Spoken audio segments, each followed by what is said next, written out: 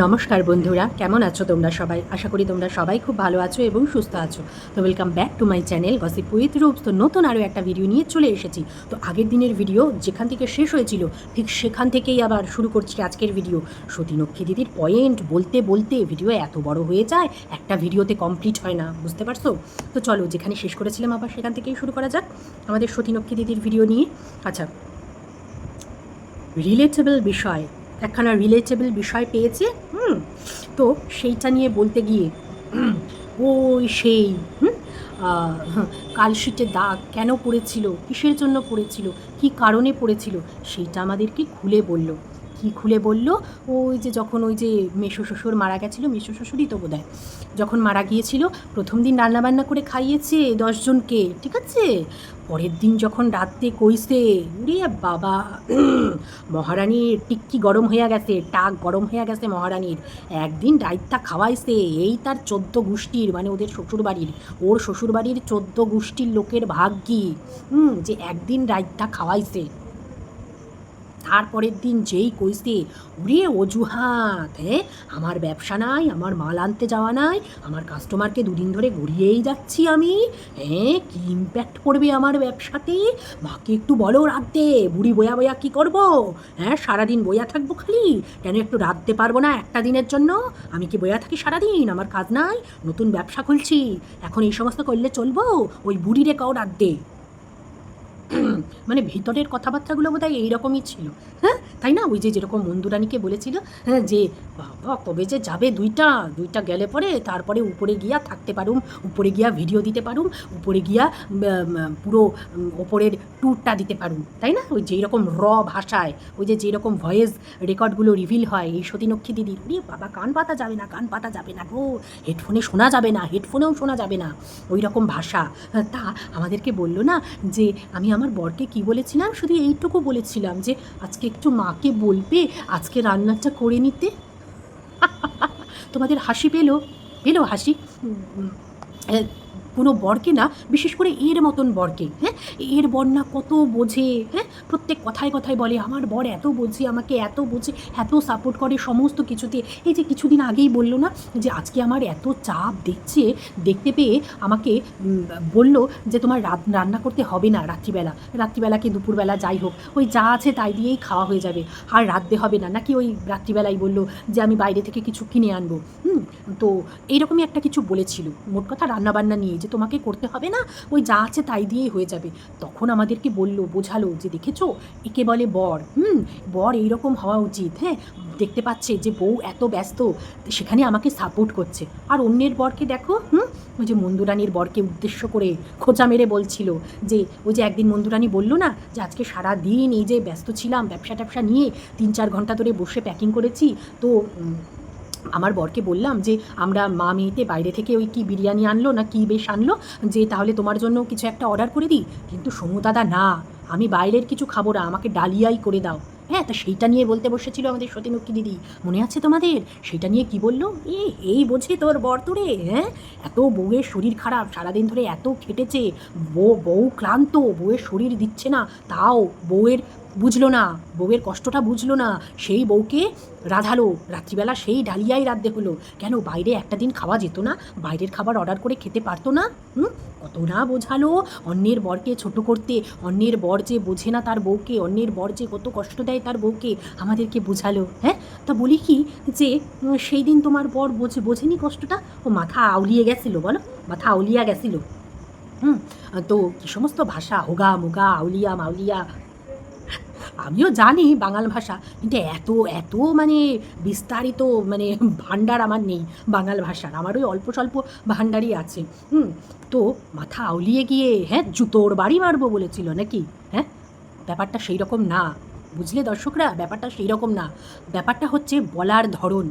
আমি যদি বলি ভদ্রভাবে যে দেখো, দেখতেই তো পাচ্ছ দুদিন ধরে এরকম হচ্ছে, যদিও কোনো এক্সকিউজ দেওয়ার মতন সময় তখন ছিল না।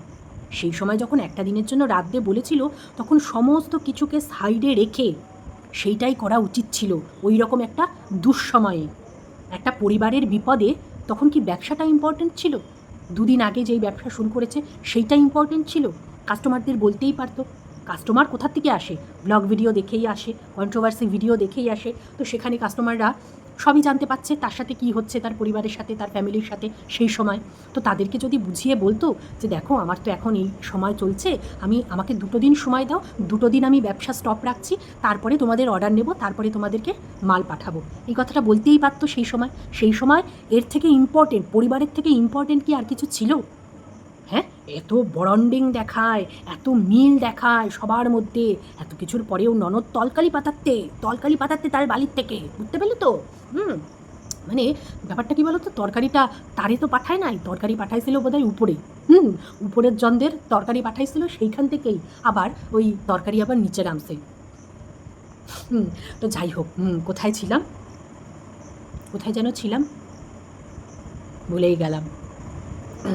হ্যাঁ, তা সেই সময় পরিবারটাকে সবার আগে ইম্পর্টেন্ট দিতে হতো, কিন্তু কী করলো আমাদের সতীলক্ষ্মী দিদি, না, পরিবারকে ইম্পর্টেন্ট দেওয়া যাবে না, একদিন রান্না করিয়া খাওয়াইছে, ওইটাই বললাম না 14 গোষ্ঠীর ভাগ্য ভালো, পরের দিন ব্যাস হয়ে গেছে, পরের দিন হয়ে গেছে। সেই বুড়ো শাশুড়িটা পা নিয়ে নড়তে পারে না, তারে নাকি রাঁধতে হবে। ভাবো, তার বোনের জামাই, তার তো বোনের জামাই, সে গেছে, তার মনের অবস্থাটা তখন ভাবো, যতই বয়স হোক যাই হোক না কেন, মানে তাদের মধ্যে বন্ডিং এত ভালো, এত মিল তাদের মধ্যে, সেখানে তাদের কষ্টটা তো ভাবতেই পারছো, বুঝতেই পারছো কতটা কষ্ট তাদের উপর দিয়ে তখন যাচ্ছে। তো সেই সময়ে পরিবারকে সাপোর্ট না করে কি করলো উনি, ওনার ব্যবসা আগে, তারপরে ওই যে বললাম না যে কথা যদি ভালোভাবে ভদ্রভাবে বুঝিয়ে কেউ বলে না, মানুষ কিন্তু বুঝবে। আর যে তার বর যখন এতটা ভদ্র, এতটা নিরীহ, নিশ্চয়ই বুঝতো। আমার মনে হয় ব্যাপারটা সেই রকম ছিলই না। ওই যে ব্যাপারটা বললাম না, বলার মধ্যেও তো ধরন আছে, হয়তো বলছিল যে আমি পারবো না রাঁধতে, বলে দিলাম কালকে রাঁধছি 10 জনের রান্না, আজকেও আবার রাঁধতে পারবো না, ওই তোমার বুড়িরে গিয়া বলো যে সে যেন রাঁধতে লয়, সারাদিন বয়া বয়া কী করবো, সারাদিন বয়া বয়া শোক করবো, হ্যাঁ, রাঁধতে বলো নিজে, আমি আর রাঁধতে পারবো না, আমার ব্যবসা আগে, মনে হয় এইভাবে বলেছে। আর বড়ও তখন মাথা খারাপ ছিল, এমনিতেই শোকের মধ্যে রয়েছে, হ্যাঁ, তখন একেবারে দিয়েছে যে একেবারে জুতার বাড়ি মারবো। বুঝতে পেরেছো?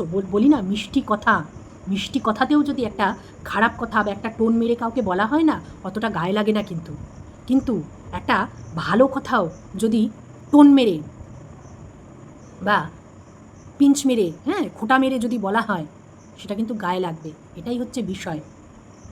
তো আমাদেরকে ওইসব ভুংচাং বুঝিয়ে লাভ নেই।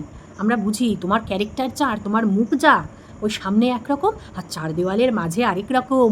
তুমি বলবে তোমার বরকে যে আজকে মাকে একটু রান্না করতে বলবে, মাকে একটু রেঁধে নিতে পারবে না, এইভাবে বললে না কোনো বরই খেপতো না। বর বলতো দেখো না, তুমি একটু চেষ্টা করে দেখো না, বলতো। তারপরে তুমি বলতে তুমি বোঝো নতুন ব্যবসা, এখন কি এরকম করলে হয়, তুমি একটু বলো না, মাকে বলো। তখন বর কী বলতো, আচ্ছা ঠিক আছে দেখছি মাকে বলে, মা যদি পারে করবে, আর যদি না পারে তাহলে তুমি করো, এই তো কথা, নর্মাল কথা হলে এইভাবেই তো হবে। ও বাবা। আচ্ছা, তারপরে এইটা নিয়ে বলতে গিয়ে কি বললো যে আমার পারিবারিক মেম্বার এর মধ্যে জড়িত বলে, এই যে এই ঘটনাটার সাথে ওই যে কালশিটে দাগ, তারপরে কি হলো, ও একেবারে জুতা দিয়া মারবো কেন কইছে, তারপরে একেবারে হল্লা মাচায় দিছে, হল্লা মাচাইয়া সারা পাড়ার লোক জড়ো করছে, অজ্ঞান হইয়া গেছে। তারপরে ভাবো বরের মাথায় কিরম আগুন জ্বলতাছিল, কিরম রাগ হইছিল, মানে দিতে পারতাছিল না তো চড় থাপ্পড়, মানে এমন জোরে টানছে, মানে গায়ের সমস্ত জোর, মারতে তো পারতাছে না, গায়ের সমস্ত জোর দিয়া একেবারে এইরকম কইরা তুলছে রাগটা, মানে ওই জোরে ধরে ওইভাবে রাগটাকে প্রকাশ করেছে, তার জন্য ওইরকম কালশিটেগুলো পড়ে গেছে। বোঝাতে পারলাম?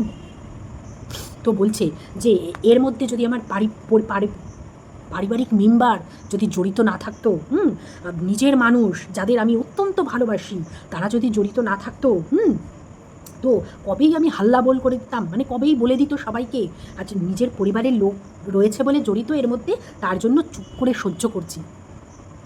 বলি এটা কী ছিল আজকের ভিডিওটা? এই তো আমরা জানতেই পারলাম, আসল বিষয়টা তো আমরা জানতেই পারলাম কি হয়েছে না হয়েছে। হ্যাঁ, কি মানে কি 2 দিনের জন্য চুপ করে থেকে 3 দিনের দিন তো এসে সেই উগড়েই দিলে। হ্যাঁ, 3 দিনের দিন তো সব জানতেই পারলাম, স্বামী স্ত্রীর বরন্ডিং, কি বরন্ডিং। হ্যাঁ, আচ্ছা, তারপরে ওই যে সেটা নিয়েও বলতে গিয়েও আমার বাড়ির লোক তো আর কাপুরুষ না অন্যের বাড়ির লোকের মতন। আমার বর আমার মা বাবাকে খুব ভালোবাসে, তাদের যা কেয়ার করে। ওই তো কেয়ার করার ছিরি, কেয়ার করার ছিরি। সেই সময়কার ভিডিও গিয়ে দেখো, সেই সময়কার ভিডিওতেও মিথ্যে কথা বলেছিল। কি বলেছিল? ওই যে প্রথম দিন রান্না করে খাওয়ালো, তারপরের দিনের ভিডিওতে যেখানে উস্কো খুস্কো মুখে মার খাইয়া আইসে, কোমরে ব্যথা।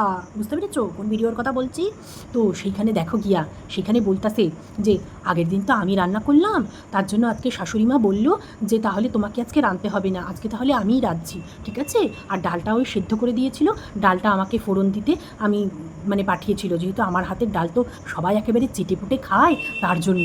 মানে ভাবো, ব্লগ ভিডিওতে বসেও মিথ্যে কথা বলে গেল আমাদেরকে। এখন আমরা কি জানতে পাচ্ছি? শাশুড়ি বলেনি ওই সমস্ত কথা, শাশুড়ি তো বাধ্য হইয়া রাজ্যে, যে চণ্ডাল বউ একদিন রাঁধতে আর পরের দিন রাঁধতে পারবো না, তার জন্য তাকেই বাধ্য হয়ে ওই শোকের সময়েও করতে হয়েছে রান্না। আচ্ছা, অন্যকে কাপুরুষ সাজালো। কী নিয়ে কাপুরুষ সাজালো? ওই যে ওই সময়, যেই সময় ওই ভাসুর অ্যাক্সিডেন্ট করলো, সেই সময় ও বাড়ির সবাইকে মানে ওই দিদিদেরকে নিমন্ত্রণ করে হই হট্টগোল আনন্দ উল্লাস চলছিল, আর ওইদিকে ভাসুরের অপারেশন হচ্ছিল, কাউকে জানতে দেয়নি। বলি যে তোমার বাড়িতে না ওই তুমিই একমাত্র, আর তোমার বরই একমাত্র, তোমরাই তোমাদের সাপোর্ট আর কি। কিন্তু মন্দুরানির বাড়িতে না, মন্দুরানি না থাকলেও কোনো ব্যাপার না। মন্দুরানির শ্বশুর ছিল, শাশুড়ি ছিল, তারা বড় মানুষ, ঠিক আছে? তারা ছিল, ওইদিকে ছোটো মা ছিল, ওইদিকে বড় মা ছিল, তার হাজবেন্ডরা ছিল, সবাই ছিল। সেখানে মন্দুরানি তার বর না থাকলেও তারা সবার ছোট, তারা না থাকলেও কোনো যাবে আসবে না, বাড়ির বড়রা থাকলেই হলো। বোঝাতে পারলাম? অন্যকে কাপুরুষ না সাজিয়ে নিজের বরটাকে পুরুষ সাজাও। আচ্ছা, ওই যে জুতো দিয়ে পেটানোর কথা, যেখানে শিল্পীদি আজকে ভয়েস রেকর্ডিং না মানে বললো আর কি মুখে, ও সেইটা শুননা হাততালি দিয়া হাইসা মজা লুটাইয়া একেবারে গড়াগড়ি খাইতেছে বিছানায়। কি হাসি পাচ্ছে ওর শুনে, যে অন্যের বড় জুতো দিয়ে পেটাচ্ছে। ছি ছি ছি ছি ছি ছি ছি ছি। মানে নিজের সংসারে কি হচ্ছে সেগুলো নিয়ে লজ্জা হওয়ার কথা কোথায়, লজ্জায় মাথা কাটা যাওয়ার কথা কোথায়? সেইখানে কার বর কাকে পেটাচ্ছে, কার বউয়ের কার সাথে সম্পর্ক, কতজনের সাথে সম্পর্ক, সেই নিয়ে পড়ে রয়েছে। কে মদ্দাদের মতন দেখতে, কার বডি শেমিং করে যাচ্ছে, বয়স্ক ব্যক্তিদের গালাগালি দিয়ে যাচ্ছে। এই তো এর স্বরূপ। এ কোনো দিনই ভালো হয়নি। ওই বলি না, ওই ঘা খাইয়া, এত কেস বাড়িতে ঢুকছে, সেই ঘা খাইয়া ওই মুখোশ পরে এই কন্ট্রোভার্সি ভিডিও বানাতে বসে, মুখোশ পরে। বোঝাতে পারলাম? ব্লগিং চ্যানেলেও মুখোশ পরে থাকে, নিজের মুখেই বলা। আর কন্ট্রোভার্সি চ্যানেলেও এখন মুখোশটা পরে নিয়েছে। নিজের ভিডিওতেই বলেছে, সেই বহু বছর আগের 2-3 বছর আগের ভিডিওতে, যে ব্লগিং চ্যানেলে আমি খিস্তি দেবো না, আমি খিট্টি দেবো না, কারণ এইখান থেকে আমি অনেক কিছু পাই, এখানে খিট্টি দিলে হবে না, ওই খিট্টি আমার কন্ট্রোভার্সি চ্যানেলের জন্য খিট্টি, ওই চ্যানেলের জন্য বরাদ্দ, ঠিক আছে?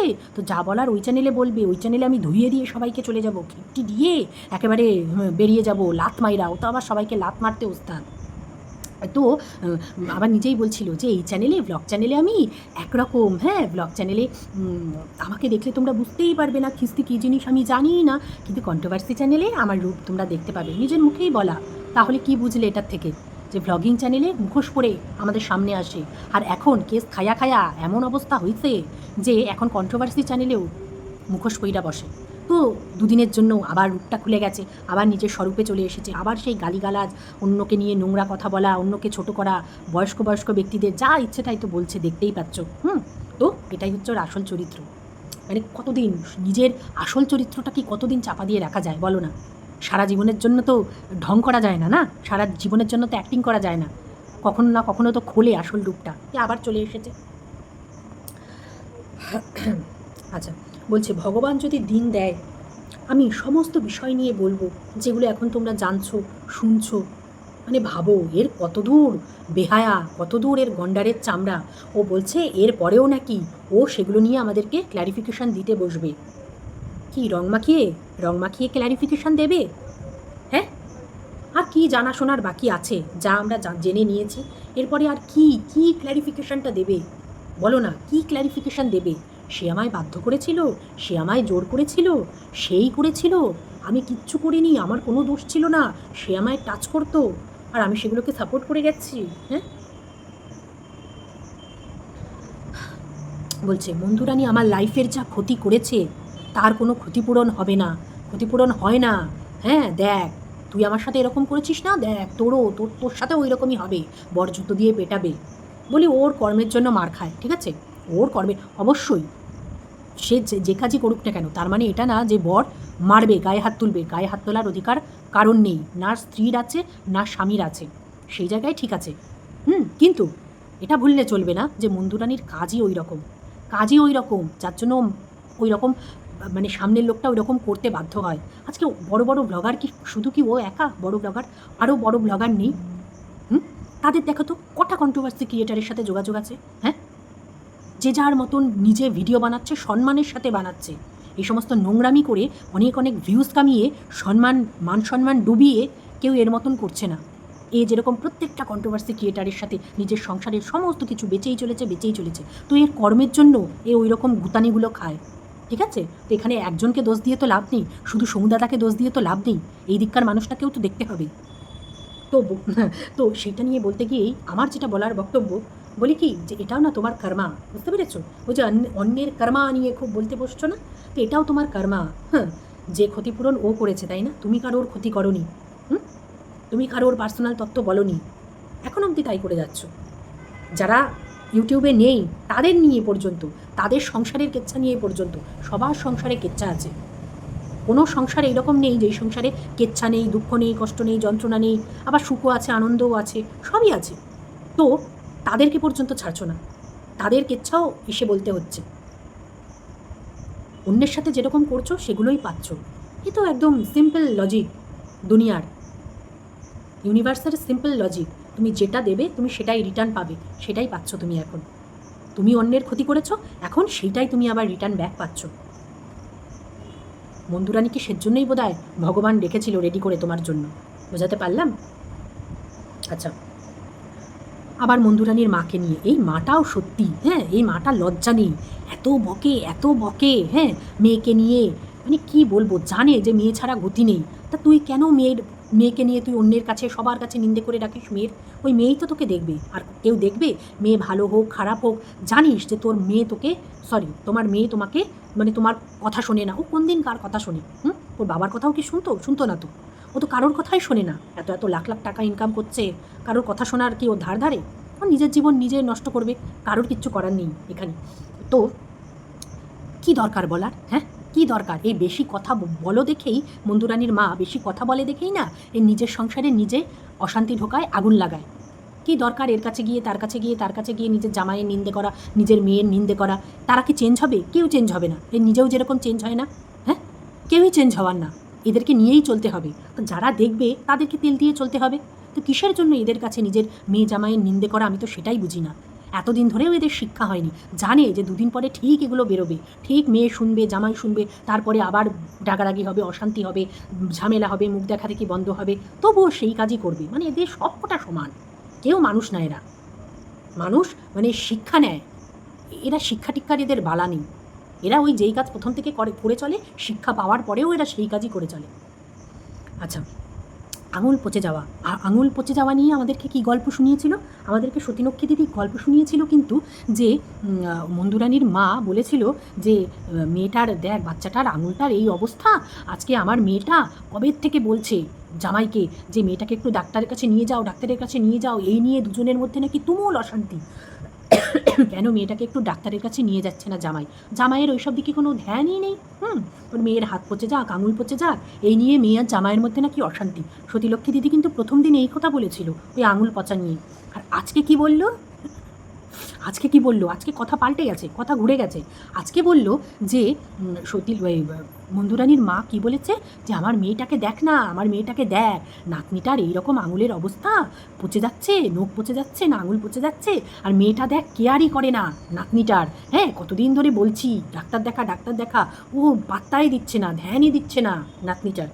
মানে দুদিন দুরকম কথা। শোনো তোমরা, কোন ভিডিওতে বলেছিল আমার অত খেয়াল নেই, কিন্তু প্রথম দিন ওই কথা বলেছিল, প্রথম দিন জামাইকে দোষ দিয়েছিল, আর আজকে উল্টে গেল, আজকে মেয়েকে দোষ দিচ্ছে। ভাবো এক মুখে কত কথা বলতে পারে। আচ্ছা, খুব মজা নিচ্ছে। অন্যের জুতো পেটানো খবর আসছে, অন্যের ভয়েস রেকর্ডিং আসছে, তার জন্য ও খুব মজা নিচ্ছে। বলি নিজেরটা যে রোজ আসছে তখনও মজা নিচ্ছ এইভাবে, একেবারে তাড়িয়ে তাড়িয়ে উপভোগ করছো নিজেরটাও। অন্যেরটা যেরকম করছো নিজেরটারও তো সেই রকম উপভোগ করাই উচিত, তাই না? শুধু একজনেরটা করবে আর নিজেরটা করবে না, তা কি হয়? হয় নাকি? নিজেরটাও প্রত্যেক দিন, তোমার তো প্রত্যেক দিনই আসবে এখন একটা ফিক্সড টাইমে। ওই 3টের আগে পরে কি ওই রকম টাইমেই তো, সেই টাইমটাও একটু ইউটিউব খুলে বসে থেকো আর তাড়িয়ে তাড়িয়ে উপভোগ করো, মজা নিও, ঠিক আছে? আমরাও সাথে মজা নেব, শুধু তুমি একা নেবে, আমরাও মজা নেব। আচ্ছা, চলো, এইটুকুই ছিল। আর আচ্ছার পরে আর কিছু না। তো কেমন লাগলো আমার ভিডিও দর্শকরা, তোমরা কিন্তু জানাতে অবশ্যই ভুলো না, ঠিক আছে? একটা লাইক করে দিয়ে যেও, কমেন্টও করতে পারো, কমেন্ট বক্স খোলা। তো আজকের মতন তাহলে রাখছি, টাটা, বাই বাই।